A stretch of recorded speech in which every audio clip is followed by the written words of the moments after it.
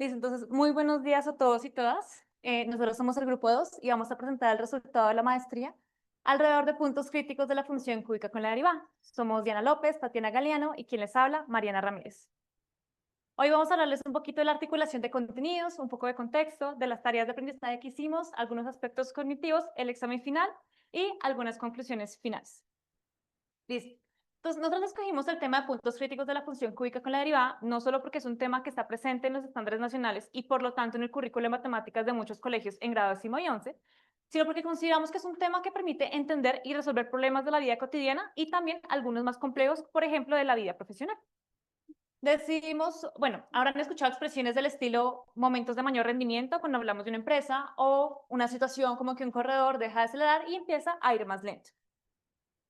Decidimos entrar en la función cúbica porque es una función que nos permite analizar diferentes tipos de puntos críticos en una sola función y porque consideramos que es un tipo de función adecuada para el nivel de los estudiantes y que le permitirá eventualmente entender funciones más complejas cuando estén, por ejemplo, situaciones en un curso de cálculo en la universidad. También lo decidimos entrar en la primera derivada porque consideramos que entender la relación que existe entre la primera derivada y la función le permitirá a los estudiantes poder resolver problemas de muchas estrategias y procedimientos diferentes. Ahora sí, entonces antes de planear nuestra unidad didáctica, nosotras como profesoras teníamos que entender bien cuál es el tema, entender bien cuáles son los conceptos y procedimientos y todo lo que gira alrededor del tema que queremos aplicar. Así que primero hicimos un análisis general donde enmarcábamos nuestro tema, entonces nos preguntamos en el mundo de las matemáticas dónde ubicaríamos el tema que queremos aplicar. Lo ubicamos en funciones polinómicas y esto nos permitió entender algunas cosas más generales que nos permitió entender más en profundidad el tema que queríamos abarcar. Y luego hicimos un análisis más profundo de los contenidos y procedimientos más relacionados al tema. Entiéndase aquellos como que queríamos llevar al aula de clase.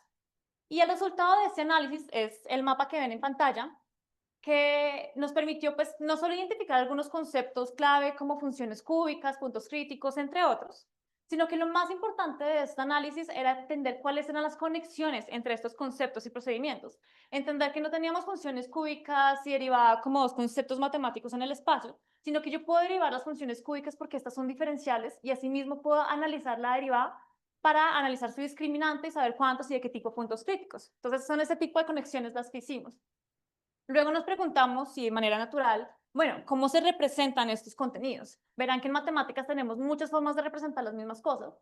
Y como resultado nos dimos cuenta que podemos representarlo, bueno, con símbolos cuando hablamos de las cosas generales, tanto de la función, de la derivada, con límites, entre otros, con números cuando hablamos del resultado exacto, con gráficas para entender cuál es el funcionamiento general de la función y cómo se ven las cosas que estamos analizando, con tablas para organizar lo que queríamos ver, y también nos dimos cuenta que podíamos utilizar herramientas matemáticas para poder manipular esas funciones y entender más en profundidad qué es lo que estaba pasando detrás de este cambio. Y de nuevo,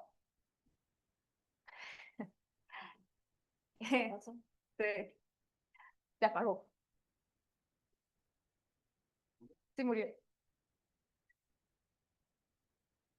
Ya, no. Ahora, y de nuevo, lo que más nos interesaba era entender cuáles son las conexiones entre estas diferentes representaciones que encontramos. Por ejemplo, ¿por qué nos interesa? Porque aunque podemos identificar una cosa y representarla de diferentes formas, cómo pasamos de una representación a otra era lo que nos indicaba qué procedimientos queríamos que nuestros estudiantes aprendieran. Entonces, en eso lo que nos permitió saber qué queríamos llevar al aula y para planear nuestras tareas de aprendizaje que veremos más adelante. Y luego la pregunta natural, y que también es natural que se hagan ustedes, es, bueno, ¿y esto dónde lo observamos? ¿Cierto? ¿Dónde lo van a utilizar nuestros estudiantes? Así que la siguiente pregunta es, ¿dónde tiene sentido el tema? Y nos dimos cuenta que el tema tiene sentido en dos principales, digo, tipos de situaciones.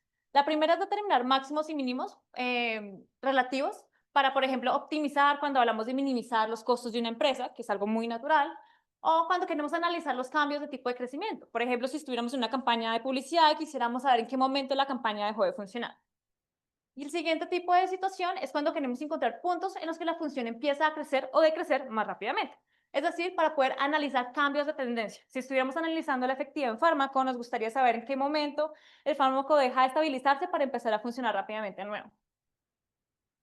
Ahora, aunque de aquí en adelante vamos a hablar como de nuestra propuesta, de sugerencias de implementación y lo que nos gustaría hacer, recordemos que esto es algo que nosotros ya implementamos y de lo cual ya aprendimos. Lo implementamos en el Colegio Espada de Niragua, es un colegio femenino, lo implementamos en grado 11, en 10 sesiones de clase. En las dos primeras hicimos un diagnóstico para saber los conocimientos previos de los estudiantes y qué podía hacer falta retroalimentar. En la sesión 3 a la 8 implementamos nuestras tareas de aprendizaje y en las dos últimas sesiones hicimos un examen final y una retroalimentación del tema en general. Gracias. Bueno, en nuestra unidad didáctica diseñamos dos objetivos. Con el primero pretendemos que los estudiantes, luego de encontrar los puntos críticos, puedan clasificarlos, interpretarlos y comunicar esa respuesta en un contexto. Para alcanzar ese objetivo diseñamos tres tareas diferentes, tres actividades. Con la primera tarea, la tarea de la papa, pretendemos que los estudiantes relacionen los cambios de crecimiento y decrecimiento de la derivada con el signo de la derivada y de alguna manera, de forma intuitiva, construyan el algoritmo de la regla de la primera derivada. Con la segunda tarea pretendemos que puedan identificar que existen otros puntos críticos diferentes a los abordados en la primera tarea, de manera que construimos la idea de punto crítico que es de inflexión. Y con la última tarea denominada de crecimiento poblacional, pretendemos que ellos reconozcan el diagrama de signos como una forma de representar y caracterizar los puntos críticos. Nuestras tareas son interesantes porque fueron diseñadas por nosotras mismas, no son, digamos, tareas que se encuentren directamente en un libro de texto. Además, tienen contextos muy naturales y fueron diseñadas teniendo en cuenta los requerimientos del colegio donde aplicamos nuestra unidad didáctica. La idea que estén organizadas de esta manera es para que los estudiantes alcancen el objetivo de forma gradual.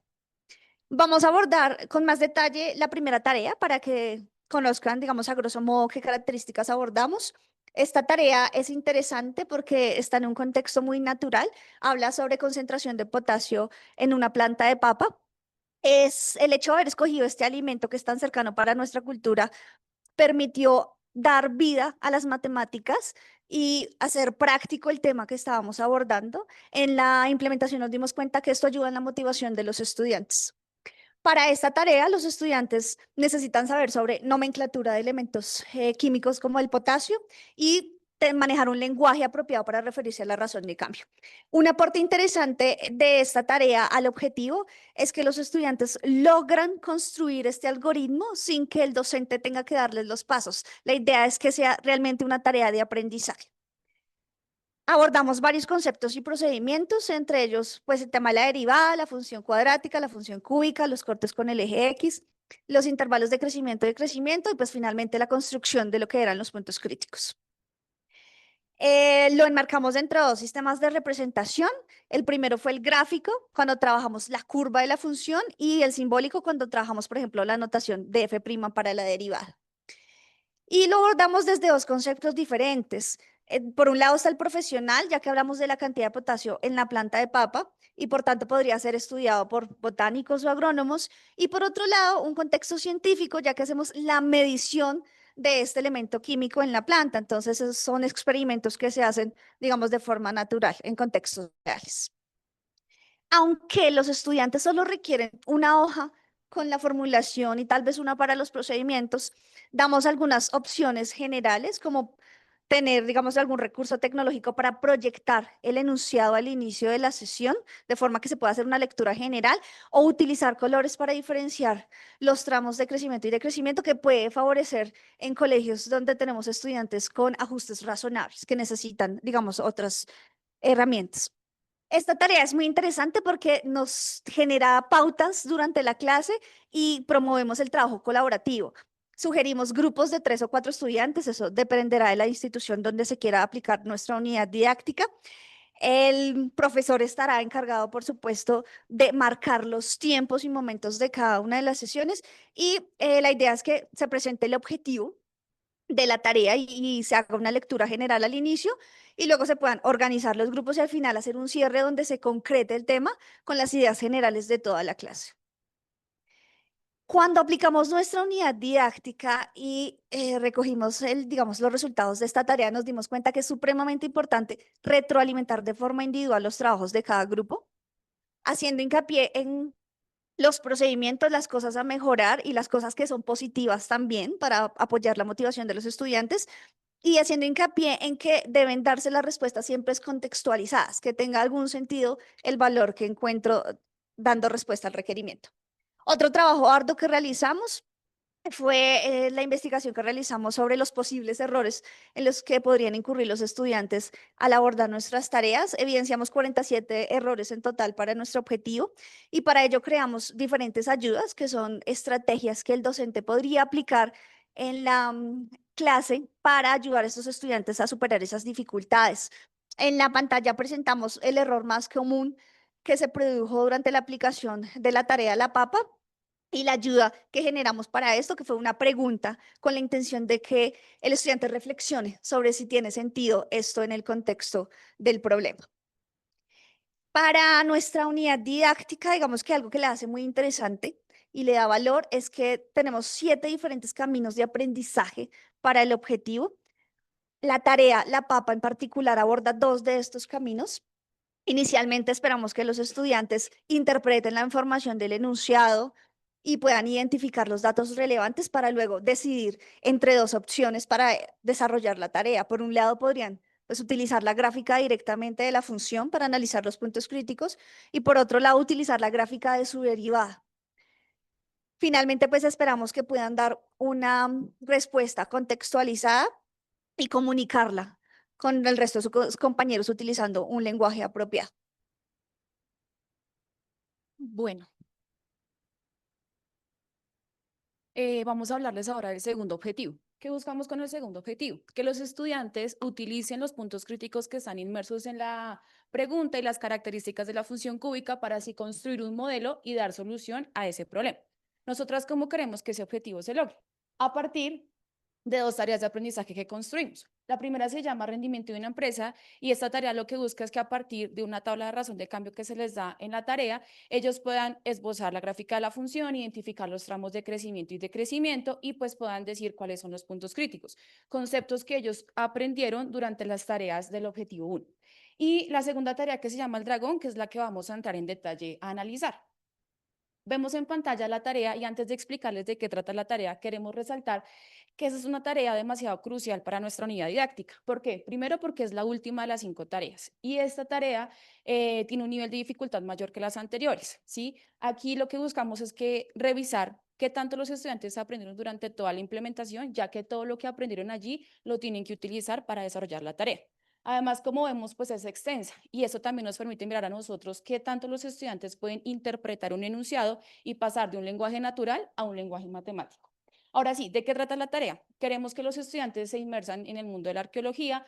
Ellos están investigando información sobre una civilización que se llama los Critics y allí hay una información de un ave y esa información dice la altura que tiene esa ave en ciertos momentos del día y la velocidad que lleva esta misma ave en ciertos momentos del día. El texto dice 2 cosas claves. La primera es que esa civilización sabía puntos críticos y muestran esa representación que vemos allí, junto con que también dice que se puede modelar una función cúbica. 2 elementos que, como decía anteriormente, el objetivo lo dice que lo necesitan para poder construir ese modelo. La tarea al tener ese mayor nivel de dificultad que las anteriores, pues tienen en la parte final una pista que va a permitir que ellas pues no se bloqueen al inicio de la tarea. Bueno, requisitos no necesariamente matemáticos que ellos deben saber, pues qué hace un arqueólogo, qué trabaja la arqueología. También necesitan saber pues los conceptos de criaturas mitológicas y pues esa noción de velocidad y su relación con la posición en función del tiempo. Ahora sí, conceptos y procedimientos matemáticos que necesitan para la tarea, concepto como punto crítico, primera derivada, entre otros, que como lo dije, aprendieron en el objetivo anterior, y procedimientos como resolución de sistema de ecuaciones, clasificación de puntos críticos, entre otros. La tarea es una tarea de resolución de problemas, lo que la podemos enmarcar en el contexto PISA, desde el contexto profesional, pues porque habla el trabajo del arqueólogo, y desde el contexto científico, porque ellas deben hacer un aporte científico y pues deben usar las matemáticas para ello. Materiales que necesitan para resolver la tarea, pues la hoja impresa de la tarea junto con una hoja de procedimientos y si el colegio tiene el recurso tecnológico, proyectar la tarea y hacer una lectura a toda la clase. ¿Cómo va a ser el desarrollo de esa sesión? Lo primero es que el profesor lea la tarea de manera general y se abra un espacio de 5 minutos para que se puedan hacer preguntas y respuestas y dejar claridad de cómo se resuelve. Luego el profesor previamente organizó unos grupos y esos grupos pues van a resolver la tarea. Luego de eso organizan otros grupos diferentes de tal manera que las ideas que recogí en mi primer grupo las lleve al segundo grupo y finalmente una mesa redonda en la que pues entre todos se socialice. Importante que los tres últimos momentos no tienen un tiempo específico porque consideramos que eso depende del nivel de dificultad de los estudiantes y las dinámicas institucionales y pues eso lo dejamos a consideración del docente.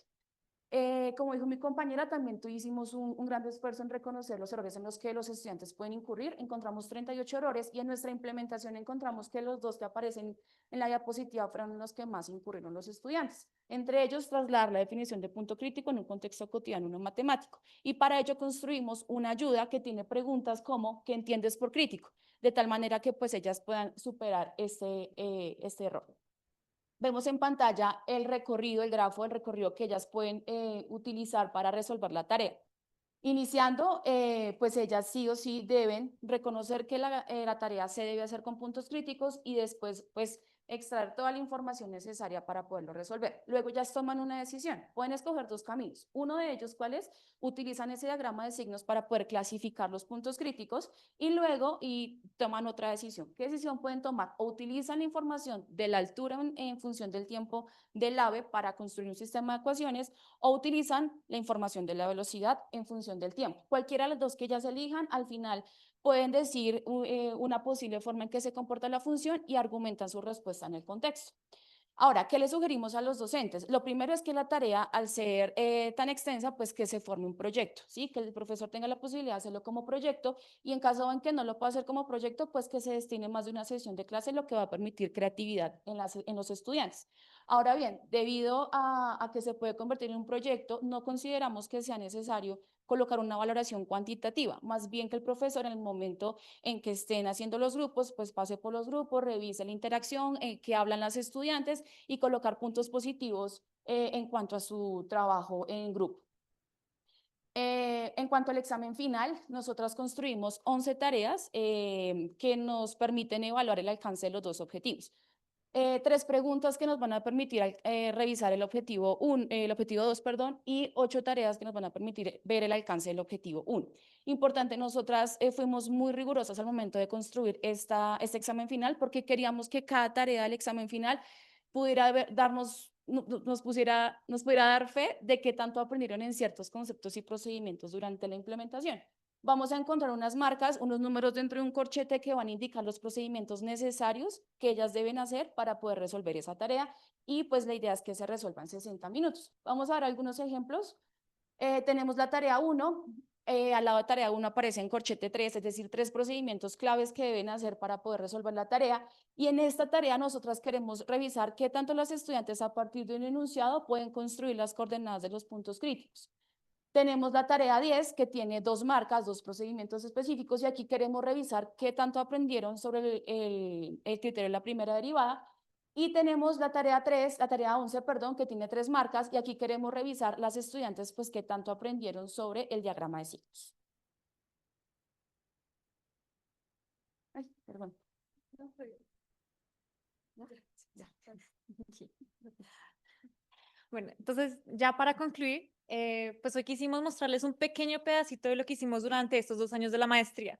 Como ven, pudimos presentar solo algunos de los muchos elementos que planeamos y que los pensamos para nuestros estudiantes, pues por el poco tiempo que teníamos de pronto para presentarles el día de hoy. Pero lo que queríamos resaltar es que estas tareas, digamos, puntos de los exámenes y entre otras cosas, no son cosas que sacamos de un libro de texto o una página de internet o algo que normalmente encontramos como profesores para llevar al aula que de pronto no tiene en cuenta el contexto de nuestros estudiantes y sus necesidades de aprendizaje, sino que esas son tareas que diseñamos pensando en nuestros estudiantes y cómo ellos aprenden. Hicimos un largo proceso para poder diseñar las mejores tareas que le dieran las mejores oportunidades de aprendizaje a nuestros estudiantes. Entonces, queremos agradecerle a nuestro tutor y a nuestros formadores porque el resultado de esta maestría no es solo la unidad didáctica que presentamos el día de hoy, sino el cambio de paradigma con el que salimos este día. Es decir, darnos cuenta de todo lo que implica y todo este análisis reflexivo y profundo que debemos llevar antes de llevar un tema a nuestras clases. Entonces, muchísimas gracias por asistir al día de hoy y espero que les haya gustado.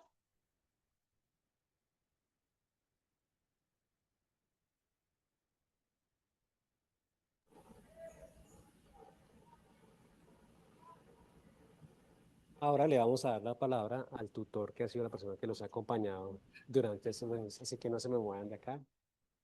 Fermán Alfonso ha sido la persona que ha venido acompañándonos. Fermán es egresado de la tercera cohorte, segunda cohorte de MAT. Entonces, te voy a parar a Fermán. Bueno, muy buenos días para todos. Para mí como egresado de MAD es una satisfacción muy grande aportarle a los grupos que vienen después. He sido formador del módulo 5 varias veces y tutor bastantes veces aquí y es una satisfacción muy grande. Al grupo, pues, mis felicitaciones. Desde el primer momento supe que iban a ser muy buenas. Escogieron un tema complicado y es un éxito, porque en las matemáticas hay unos temas más complicados que otros para ejecutarlos. En la mayoría de instituciones educativas no alcanzamos a llegar a las derivadas. Ustedes están trabajando en una institución muy buena, con unos estudiantes muy eficientes y han estado a la altura de ellos. Ese fue un reto, no solo para ellas, sino para mí, poder brindarles una asesoría. Espero haber cumplido, haberlas llevado. MAD es espectacular. Y yo le quiero hacer la invitación a todos los grupos, a los egresados y a los que vienen. Yo soy rector de una institución educativa del departamento del Quindío, trabajé 20 años en Cundinamarca también como rector, y la idea es que esto no lo dejemos morir. He pasado y he llevado parte de lo que son las unidades didácticas de las instituciones que dirijo, y es un aporte muy grande para cambiar la forma de enseñar. Entonces, la invitación que yo le hago a ustedes es que esto no lo dejen ahí. Hay que seguirlo llevando al aula porque cada vez somos más y podemos difundirlos. A Pedro, a Andrés, a toda una empresa docente, mil y mil gracias y esperemos que esto no termine aquí, sino que sigamos avanzando. Muchas gracias a todos.